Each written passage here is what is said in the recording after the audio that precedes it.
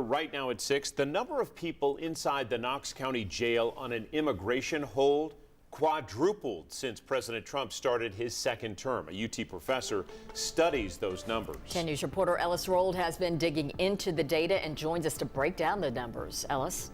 Yeah, Robin, John, the Knox County Sheriff's Office operates under what's called the 287G program. That program allows jails to house immigration detainees for ICE and local officers to enforce some federal immigration laws and question people about their immigration status. That local researcher says the number of detainees here is the highest it's been in years.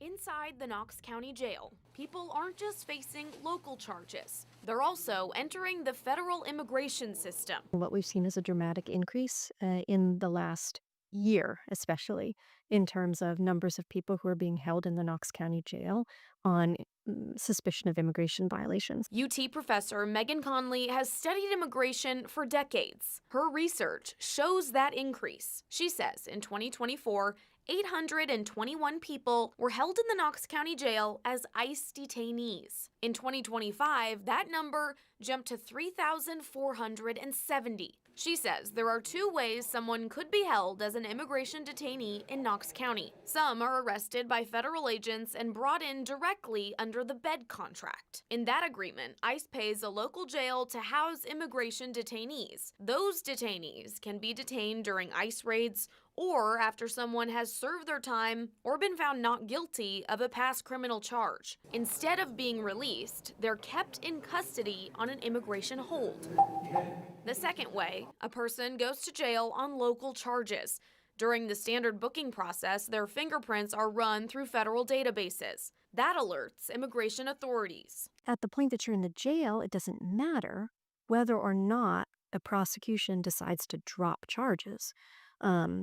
You're already in the jail, which means that your fingerprints have already been flagged for the Department of Homeland Security. 3,070 detainees were held under the bed contract in 2025. 400 people first entered the jail on local charges, then remained in jail on an immigration hold. In jails working with ICE under 287G, local officers can investigate whether someone is removable under immigration law. Immigration policy is considered civil in nature. It is not criminal in nature. So what 287G does is it allows those law enforcement officers who've been deputized with that authority to investigate people on charges of violating immigration law. Databases flag non-citizens through fingerprints. That group includes people here illegally and people with green cards, visas, DACA, asylum claims, and more. Conley says 287G partnerships contribute to high detainee numbers in the volunteer state. Tennessee has one of the highest rates in the nation in terms of detentions and deportations. And part of that is because Tennessee has near full collaboration with state and local law enforcement authorities. Conley says as detentions rise, questions remain about the cost and impact of that system.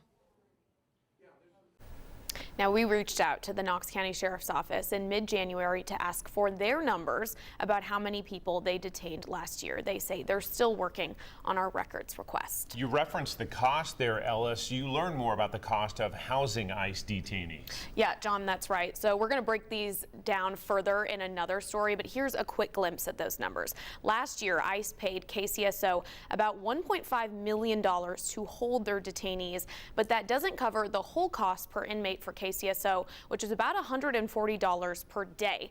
The ICE reimbursement rate ranged from $83 to $114. So there's a gap there that KCSO has to cover. John Robin. More to come. Thank you, Ellis Roll, with the very latest tonight.